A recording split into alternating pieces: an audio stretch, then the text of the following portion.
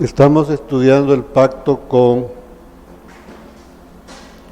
Abraham, el pacto que Dios hizo con Abraham. Vamos a Génesis 15, versículos 17 y 18. Y sucedió que puesto el sol y ha oscurecido, se veía un horno humeando y una antorcha de fuego que pasaban por entre los animales divididos. En aquel día hizo Jehová un pacto. Yo he estado insistiendo en que debemos de fijarnos en las palabras, que nos detengamos un tiempito y veamos despacio. Dice aquí que habían dos cosas que estaban pasando en medio de los animales divididos: un horno humeando y una antorcha de fuego, dos cosas. Pero luego dice, en aquel día hizo Jehová un pacto, o sea, está hablando de una persona. O sea, habían dos personas ahí, Jehová y Abraham. Dios estaba haciendo un pacto con Abraham. Y sin embargo, habían dos cosas que estaban pasando en medio de los animales divididos. Explicamos el domingo pasado que así se hacía un pacto, ¿no? Entonces, luego dice, a tu descendencia, en eso consiste el pacto, a tu descendencia. Eso implica que él le va a dar un hijo. En ese momentito Abraham no tenía hijo. Entonces la promesa incluye el hijo y un territorio. ¿Por qué estudiamos esto? Bueno, por un lado, es la respuesta de Dios a la pregunta de Abraham. Abraham le preguntó a Dios, porque fíjese el conflicto. Dios le dice a Abraham, yo te voy a dar un hijo. Y luego pasa el tiempo y el hijo no ha nacido. Entonces Abraham le hace una especie de reclamo a Dios. Señor, no tengo hijo. ¿Será un esclavo el que va a heredar? Y el Señor le dice, no, yo te voy a hacer que tú tengas un hijo. Ese es el conflicto. Entonces viene Abraham y le pregunta, ¿en qué conoceré que la voy a heredar? Entonces viene Dios, la respuesta de él es, hagamos un pacto. Entonces, es Dios el que toma la iniciativa, ¿no? Dijimos que en Hebreos encontramos la explicación de este pacto. Vamos a Hebreos capítulo 6. Este capítulo, esta porción de la Escritura está hablando de el pacto, de esto que está sucediendo aquí en Génesis. Si leemos el versículo 13, dice, porque cuando Dios hizo la promesa a Abraham, no pudiendo jurar por otro mayor, juró por sí mismo. O sea, el juramento tenía que ser entre dos. Pero Abraham no era mayor que Dios. Entonces, como Abraham no era mayor que él, entonces dice, yo juré por mí mismo. Pero sigamos leyendo ahí. En el versículo 16, Hebreos 6, 16. Porque los hombres ciertamente juran por uno mayor que ellos, y para ellos el fin de toda controversia es un pacto. Ya hemos dicho que juramento es pacto. El fin de toda controversia es hacer un pacto. Entonces, bien, aquí Dios está haciendo un pacto con Abraham.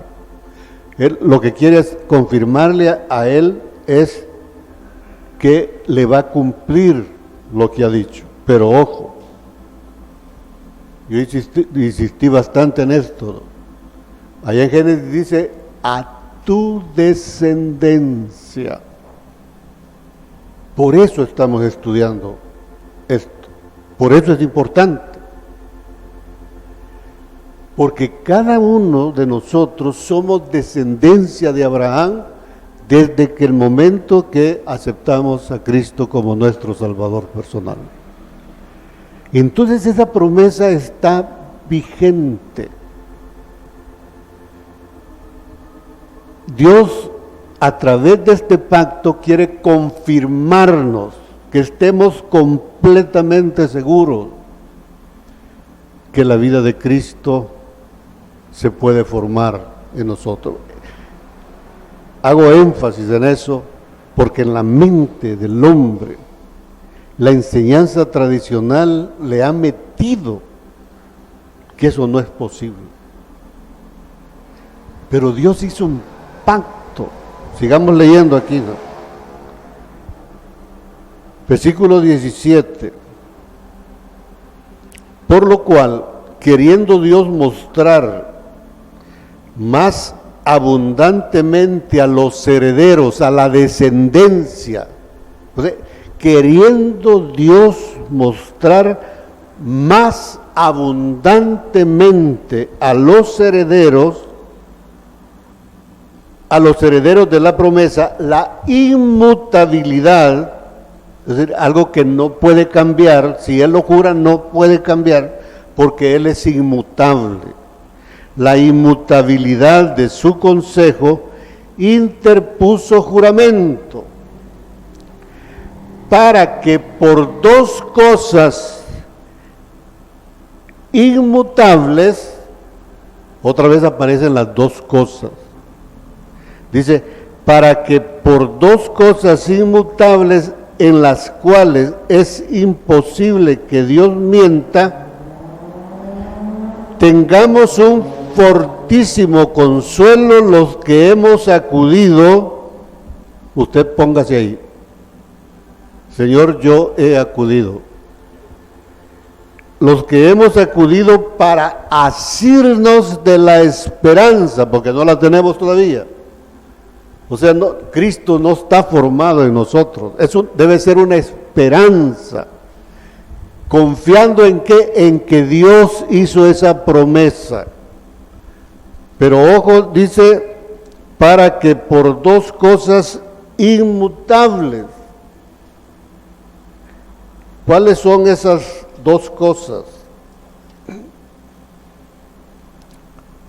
Perdón, antes de eso. Él lo que quiere es mostrarle a la descendencia. Pero vamos a Mateo 1. Este capítulo nos muestra la descendencia de Abraham. Con él comienza. En el versículo 2 dice, Abraham engendró a Isaac, Isaac a Jacob. Pero ojo, no se menciona Ismael, porque sabemos que Abraham, además de Isaac, tuvo a Ismael primero. Y cuando Sara murió, se juntó con otra mujer con la cual tuvo 6 hijos más. Ellos tuvieron descendencia, pero esa no cuenta. Entonces dice, Abraham engendró a Isaac, Isaac a Jacob. Otra vez, Jacob tuvo 12 hijos y cada uno de ellos tuvo una descendencia inmensa, grande. Pero aquí no aparece la descendencia de los otros hijos, sino que solo de la de uno, la de Judá. Judá tuvo 3 o 4 hijos, pero solo se toma en cuenta la de Esrón. Los demás no cuentan. Entonces, podemos ver de manera sencilla que cuando la Biblia habla de la descendencia de Abraham, está hablando de dos descendencias. No pierdan ahí Mateo 1 y vamos a Romanos 9:7. Ni por ser descendientes de Abraham son todos hijos. O sea, ser descendiente de Abraham no garantiza que seamos hijos de Dios. O no garantiza la promesa, sino que la promesa está garantizada para la descendencia que viene por Isaac. Por eso dice allá en Mateo 1, Abraham engendró a Isaac, no menciona a Ismael. Aunque él es descendiente de Abraham, no es considerado hijo de Dios. Entonces después de Isaac sigue Jacob, pero de la línea de Jacob solo se toma Judá. Y de la línea de Judá, de Judá solo se toma a Esrón y así, hasta llegar a Jesús. Entonces es una línea específica lo que Dios le prometió a Abraham. Y después de Jesús viene Cristo. Y cuando nosotros recibimos a Cristo, somos candidatos de ser parte de ese cuerpo llamado Cristo y por lo tanto ser herederos. Pero entendamos eso. Solamente esa descendencia, no lo demás, ni la demás de los israelitas, aunque sean descendientes de Abraham, ni nosotros, los gentiles, si no hemos recibido a Cristo, no somos descendientes de Abraham. Solamente la descendencia de Abraham por la vía de Isaac, por la vía de David, por la vía de Judá. Es una línea específica. Entonces, ¿qué es lo que quiere Dios? Por eso estamos estudiando este pacto, porque nos incluye. O sea, si vamos por la vida, yo ya recibí a Cristo, pero ¿y eso qué?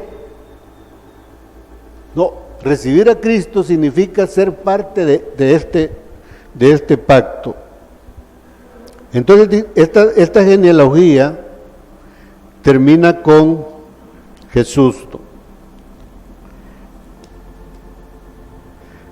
Vamos ahora a Mateo 12, del 46 al 50. Mientras él aún hablaba a la gente, he aquí su madre y sus hermanos estaban afuera y le querían hablar.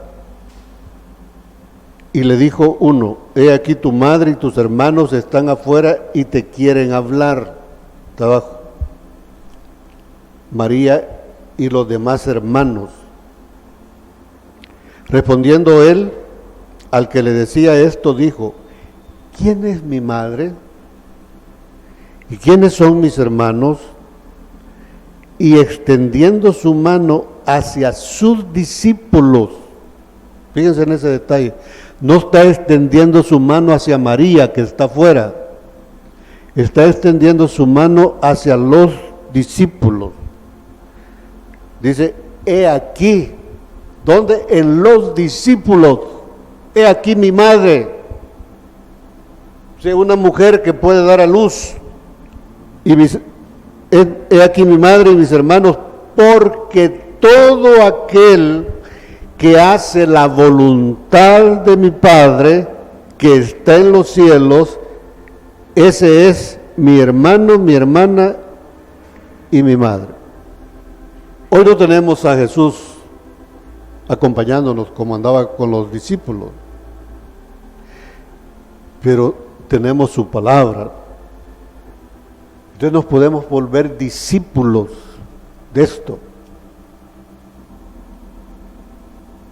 Y si hacemos lo que dice este libro, vamos a dar a luz. En eso consiste ese pacto. Y ese pacto es inmutable. Entonces, veamos lo que pasó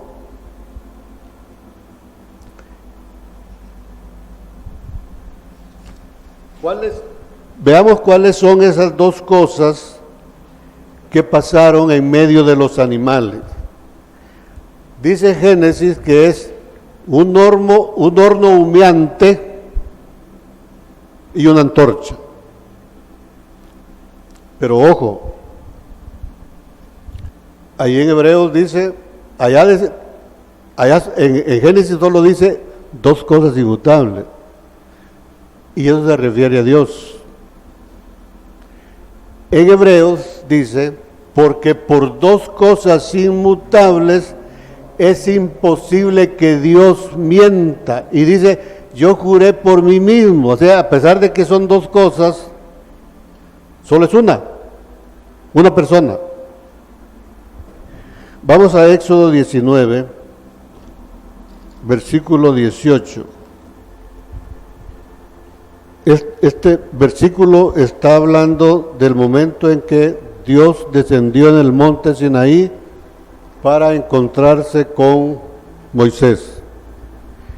Y dice aquí en el versículo 18, todo el monte Sinaí humeaba, porque Jehová había descendido sobre él en fuego, y el humo subía como el humo de un horno.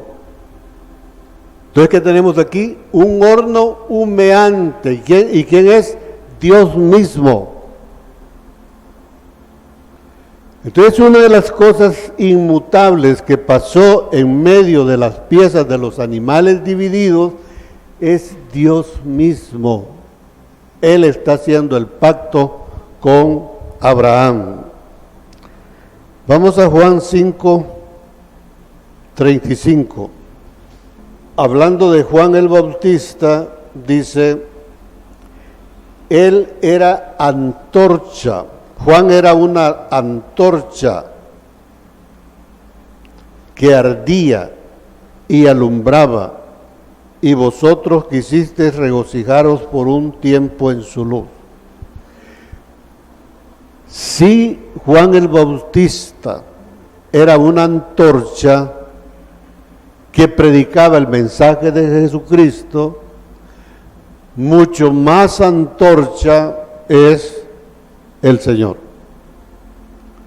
Entonces, la otra cosa inmutable que estaba pasando entre los animales era Cristo mismo. Vamos a Segunda de Pedro, capítulo 1, 18 y 19. Dice, y nosotros oímos esta voz enviada del cielo cuando estábamos con él en el monte santo. Tenemos también la palabra profética más segura, a la cual hacéis bien en estar atentos como a una antorcha que alumbra el lugar oscuro. Hermanos, en nuestras manos tenemos una antorcha, la palabra de nuestro Señor Jesucristo. Es una palabra viva. Entonces, esas dos cosas que en realidad son una sola, estaban pasando en medio de los animales para hacer un pacto con Abraham y asegurarle a él y a la descendencia que él iba a cumplir lo que había prometido. Lo vimos con María. Cuando ella queda embarazada, en su cántico de gozo, al final de ese cántico, lo pueden buscar ustedes en Lucas, ahí dice, María dice de sus propios labios, que lo que le está pasando es el cumplimiento de la promesa que Dios le hizo a Abraham. ¿Y qué está haciendo él? Dando a luz la vida de Cristo. Cuando nosotros somos engendrados de Él, cuando lo recibimos, lo que Dios espera es que quedemos embarazados, que haya un embarazo en nosotros y que demos a luz la vida de Cristo. ¿Qué es lo que tenemos que hacer? Cumplir los mandamientos. En la figura que aparece en Génesis, lo que tenemos es, dijimos que todas las señales que aparecen ahí, es que esa experiencia de Abraham con Dios fue por la tarde. Desde el momento que él le dice, vení, te voy a explicar, mira las estrellas, le dice. Así será tu descendencia. La descendencia que le está prometiendo. La enseñanza tradicional nos enseña que la descendencia es el pueblo de Israel. No, la descendencia es a través de nuestro Señor Jesucristo, tanto en el Antiguo como en el Nuevo. Los que vivieron antes de Cristo eran parte de esa descendencia viendo el cumplimiento de la promesa. Y nosotros somos parte de eso, creyendo que Él ya vino y lo recibimos y está morando en nuestro corazón. Lo que falta es lo demás, que se produzca un embarazo, no solo el engendramiento. Y entonces, si hay embarazo, se va a terminar dando a luz la vida de Cristo. Entonces, ¿qué hizo Abraham?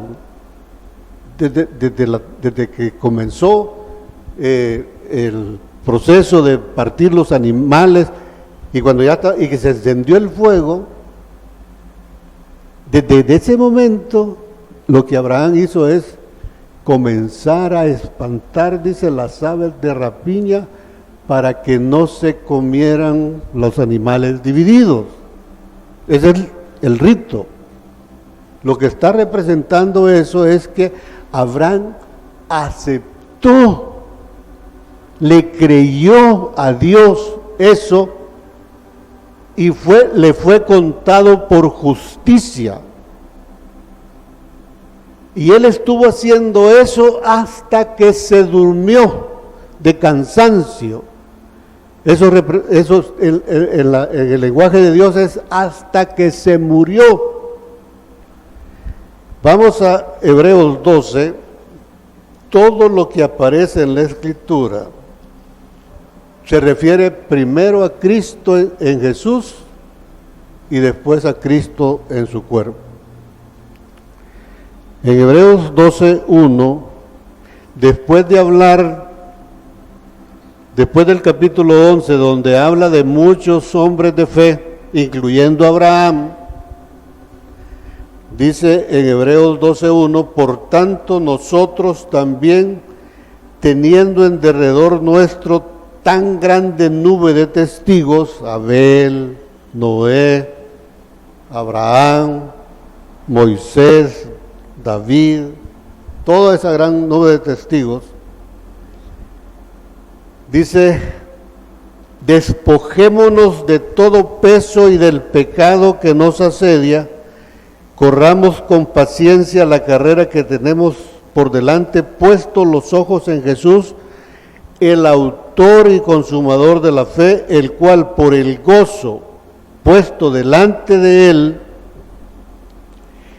el gozo de que la promesa de Abraham se cumpliera en su vida, aunque fuera la cruz, él se gozó por eso. Dice, puesto los ojos en Jesús, el autor y consumador de la fe, el cual por el gozo puesto delante de él, sufrió la cruz, menospreciando el oprobio, y se sentó a la diestra del trono de Dios. Versículo 3, considerad a aquel que sufrió tal contradicción de pecadores. ¿Por qué? Porque él no cometió pecado y sin embargo fue a la cruz. Dice, contradicción de pecadores contra sí mismo, para que vuestro ánimo no se canse hasta desmayar, porque aún no habéis resistido hasta la sangre. Debemos de tener eso hasta la muerte, combatiendo contra el pecado. ¿Qué hacemos nosotros? Jesús, sin ser pecador, luchó contra el pecado. Él fue tentado en todo, toda su vida, hasta la muerte, hasta la sangre. Nos pide a nosotros lo mismo, que vuestro ánimo no desmayezca, que debemos de luchar hasta que nos muramos, respetando ese pacto, porque cuando aceptamos a Cristo, por eso es importante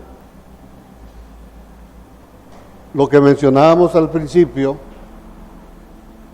que cuando se le habla a una persona que no es creyente, a un inconverso, se le habla para que acepte a Cristo, debería de saber estas cosas. Sí, hay que pelear, hay que dejar de estar bajo la potestad de Satanás para pasar a estar bajo la potestad de Dios. Así que, hermanos, veamos la vida cristiana tal como es. Desde el momento que nosotros aceptamos a Cristo, nos deberían de haber dicho que estamos aceptando un pacto de sangre con Dios. Es un desposorio. El desposorio también es un pacto. Y ese pacto consiste en eso, en que lleguemos a dar a luz la vida de Cristo, y para eso tenemos que luchar contra el pecado hasta la muerte. Eso significa todos los días de la vida, ¿no? Y hay mucho por qué luchar. Dicho esto, quisiera comenzar otro tema. Vamos a Éxodo 6. Venimos desde hace como 5 domingos hablando de esta porción de Éxodo 6. En los versículos 2 y 3 dice: habló todavía Dios a Moisés y le dijo: yo soy Jehová, y aparecí a Abraham, a Isaac y a Jacob como Dios omnipotente, mas en mi nombre Jehová no me di a conocer a ellos. También establecí mi pacto. Entonces, para que entendamos esa escritura, yo he estado hablando los 2 domingos, el domingo pasado y el domingo pasado que me tocó a mí, y estamos hablando del pacto que Dios hizo con Abraham, porque si no, no entendemos esta escritura. Entonces estamos estudiando ese pacto. Por tanto, dirás a los hijos de Israel: yo soy Jehová, y yo os sacaré de debajo de las tareas pesadas de Egipto. Cuando hablamos de eso, recordemos que hablamos de cuando Jesús le dice a la gente: venid a mí todos los que estáis trabajados y cargados, que yo los haré descansar. Eso es en cumplimiento. de lo que Dios le prometió a Abraham, tiene que ver con esto, y vemos el cumplimiento en Jesús, que está haciendo exactamente lo mismo que dijo su padre. Entonces, eso ya lo vimos. Entonces hoy quiero ver ahí mismo en Éxodo 6:6, dice, después de decir, y yo os sacaré de debajo de las tareas pesadas de Egipto, y os libraré de su servidumbre, dice la siguiente cosa que él quiere hacer con su pueblo, y ojo, aquí está diciendo, está hablando en futuro, dice, os redimiré. Está hablando en futuro, es lo que él va a hacer. No le está diciendo ya los redimí. No, los voy a redimir en el futuro. Y para eso es necesario que haya una Pascua, un comienzo. Para comenzar esa obra de redención, tiene que haber un comienzo. Podemos hablar de lo que es la redención, y de hecho vamos a tocar el tema, ¿no? Pero si yo lo hablo así, solo estoy dando información. Pero si lo vemos de esta manera, estamos hablando de, además de informar, estamos formando, tratando de establecer algo concreto, porque la idea es que después de esto, Dios lo que quiere es que guardemos sus mandamientos. Entonces, ¿cómo voy a guardar los mandamientos si no los conozco? Entonces dice ahí, os redimiré. ¿Qué es eso? En el diccionario de la lengua española, redimir es rescatar a alguien de la esclavitud. Ahí estaba el pueblo esclavo.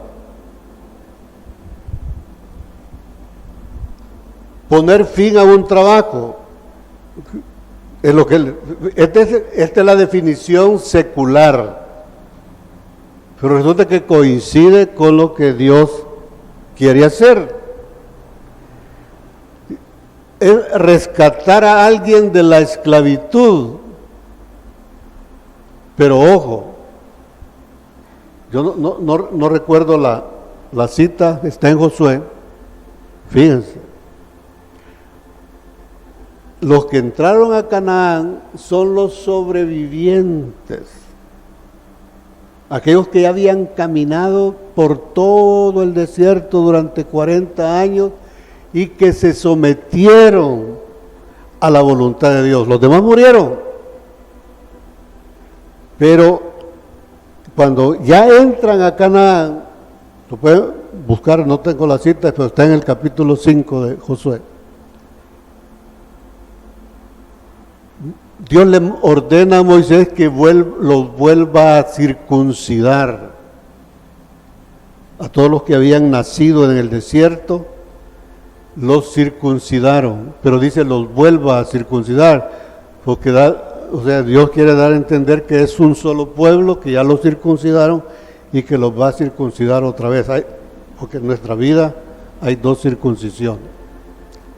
Pero cuando los circuncida esa vez, ya entrando a la tierra prometida, el Señor dice, hasta hoy, he quitado el oprobio de Egipto.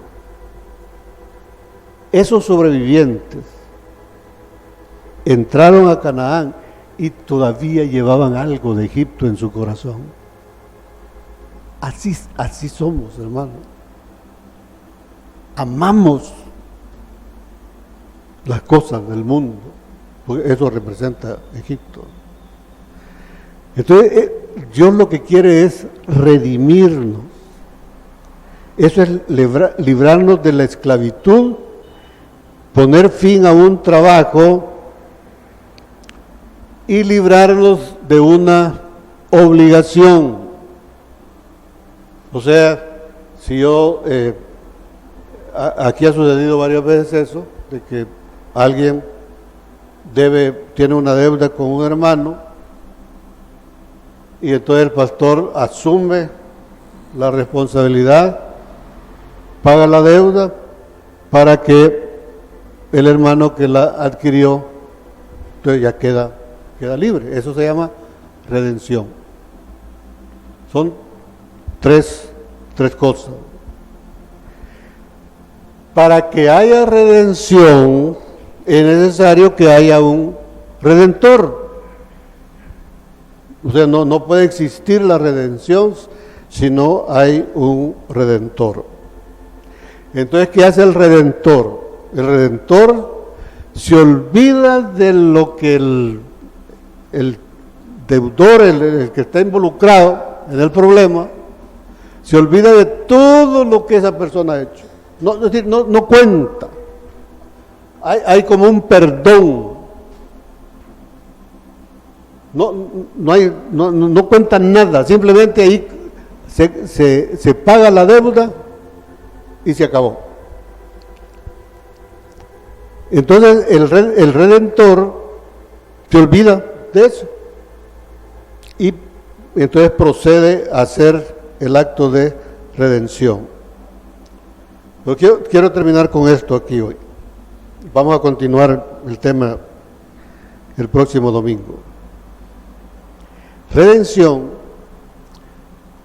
yo les dije, esto es un significado, una definición secular, pero coincide con lo que Dios hizo. Pero en la Biblia encontramos otra forma de redención. Es recuperar algo que me pertenecía y por alguna razón lo perdí, y luego para poderlo recuperar hay que pagar un precio, no necesariamente dinero, hay que pagar algo. El ejemplo más sencillo quizás que podríamos mostrar es lo que lo que el hermano Roberto ha estado compartiendo basado en el libro de Ruth. Cuando Noemí y su familia salieron de Belén para ir a Moab, vendieron su propiedad, la perdieron, o sea, la perdieron, pero ellos recibieron algo, pero ya no tenían la propiedad y se fueron. Cuando Noemí regresa, está en una condición de pobreza extrema. No tiene dinero para recuperar la propiedad que vendió. Entonces aparece el Redentor. Tiene que haber un Redentor. Este Redentor es vos. Él paga por eso y la propiedad le regresa a Noemí.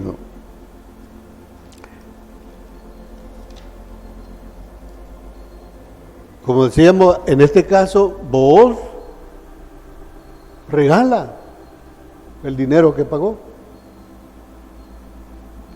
No importa qué pasó antes, él lo que hace una redención, le devuelve la propiedad.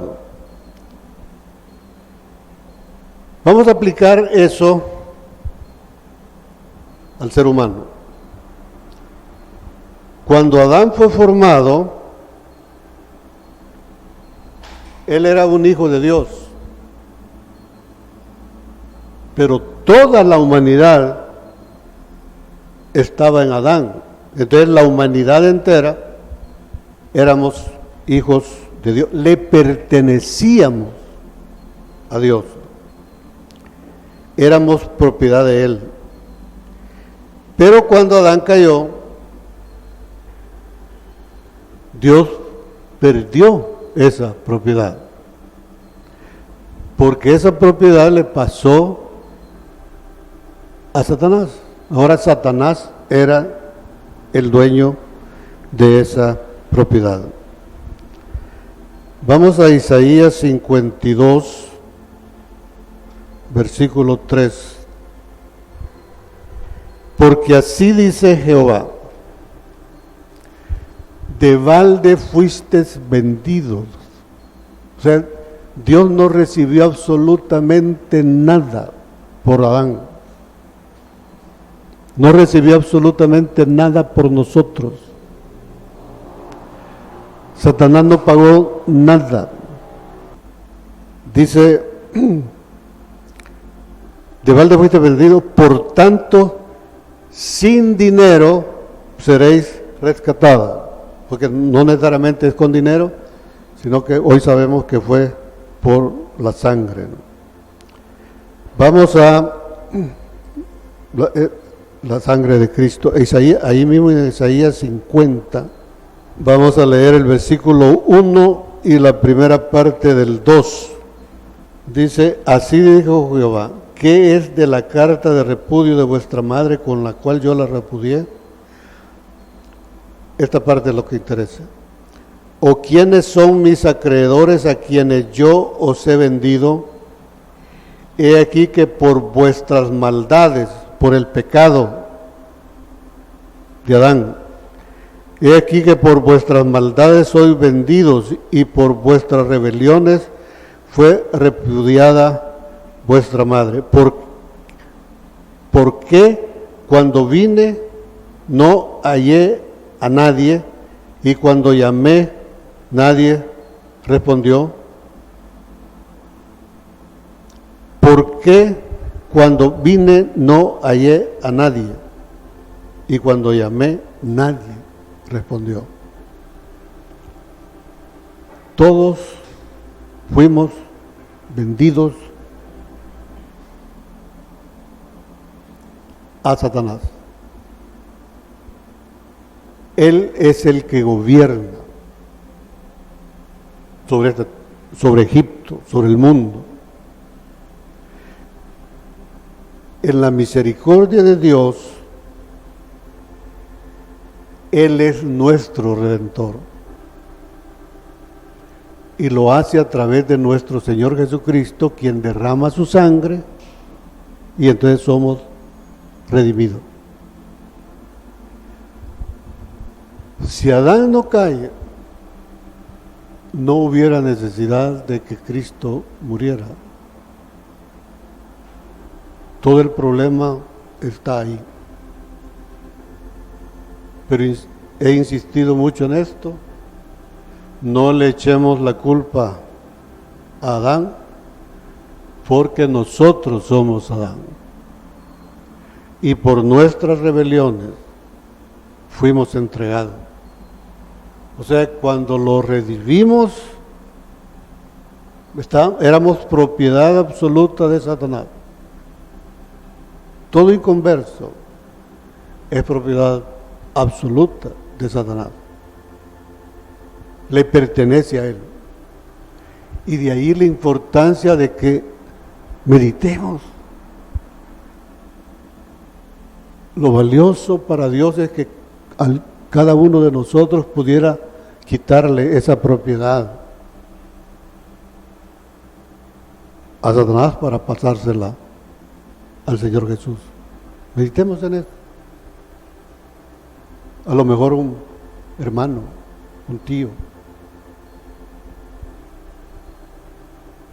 Es duro, hermano, pero él lo que quiere es redimirnos. Entonces necesitamos saber en qué consiste la redención. Y resulta que para que seamos redimidos, en nuestra vida se tienen que dar dos redenciones. Y así se completa lo que cuando Dios dice os redimiré, Él está pensando en todo eso. Pero nosotros necesitamos saberlo y participar como Abraham, espantando las aves de rapiña hasta la muerte. Amén.